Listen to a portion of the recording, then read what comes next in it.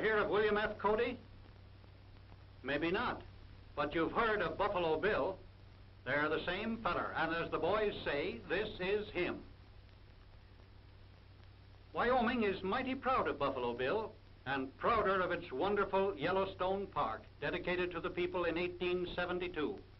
Lying mostly in northwest Wyoming, it is 62 miles long, 54 miles wide, 9/10 under forest. 100 feet from the highway, it is all virgin country, and the largest wild game preserve in America. Shoshone Dam impounds a mighty lake. The dam walls 108 feet in thickness and only 80 feet across. Its waters benefit a vast farm area. Here at Sylvan Pass, 8,599 feet elevation, the air is heady as wine. Across the hazy valley are the peaks of the Tetons.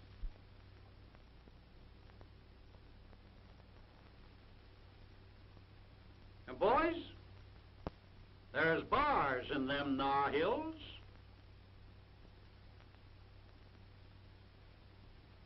And here's one of them. His name is Romeo, trying to get some of what Juliet.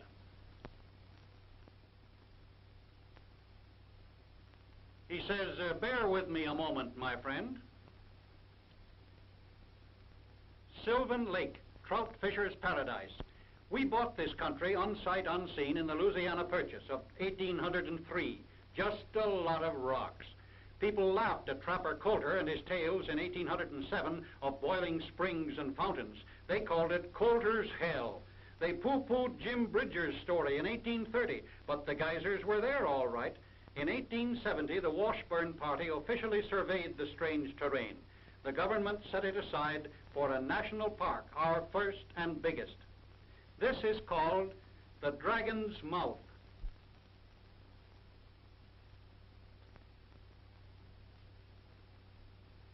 Elk Meadows.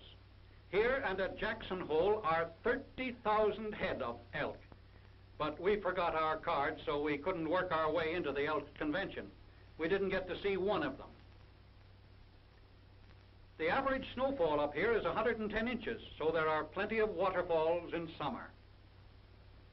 My, what a place to camp. But we hate to leave any one place to go to any other. An obliging band gets off the highway. Most of them don't. But we must get down to the Spouters. The geyser country lies mostly along the course of the Firehole River. That's a hot name. Yellowstone seems to be the world's halfway vent or spout hole of our internally boiling planet. Far north Iceland is one extreme, far south New Zealand is the other. Yellowstone has more geysers than all the rest of the world put together. These mud volcanoes are called paint pots. Looks like boiling porridge on the stove. The early Indians had a merry way of pushing their enemies into these thermal baths and holding them under. It cured rheumatism, ended the gout, and even took away life itself.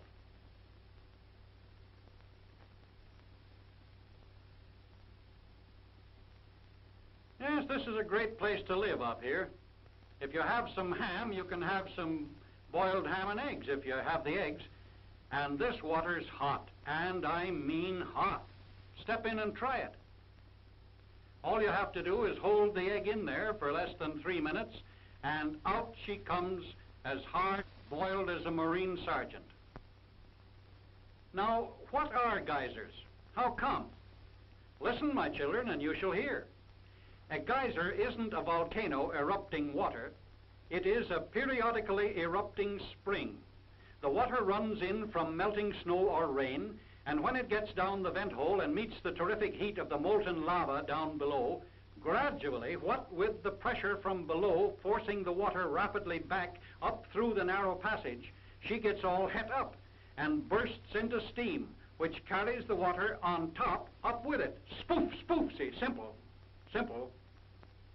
Then, according to the size of the opening in the earth, it takes so many minutes or hours to get up steam again.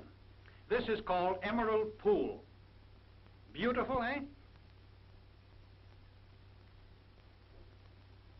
And now we approach the real spouter.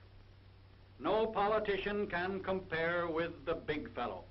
Over yonder is Old Faithful Lodge, the most extensive log building in the world. Nearest point to the Old Faithful Geyser, the world's greatest. There's another big one called the Giantess, and there used to be a still bigger geyser, the Excelsior, but she quit cold in 1890 and never gave a gasp since. Old Pluto, the janitor down below, must have forgotten to turn on the steam. Old Faithful heaves his column of boiling water 150 feet high once every hour for 4 minutes, and has been doing so since the memory of man runs not to the contrary. The Washburn-Langford party watched it, fascinated, in 1870, checked its recurrent spasms, and gave it the name it still bears, Good Old Faithful.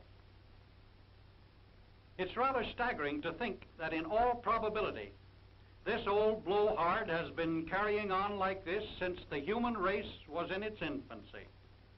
No wonder people wouldn't believe the story, too fantastic.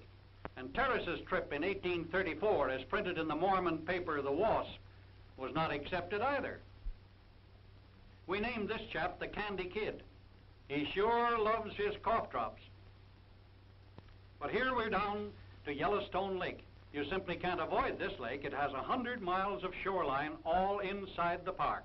The largest high-level lake in America, 7,730 feet elevation. Home of the famous cutthroat trout.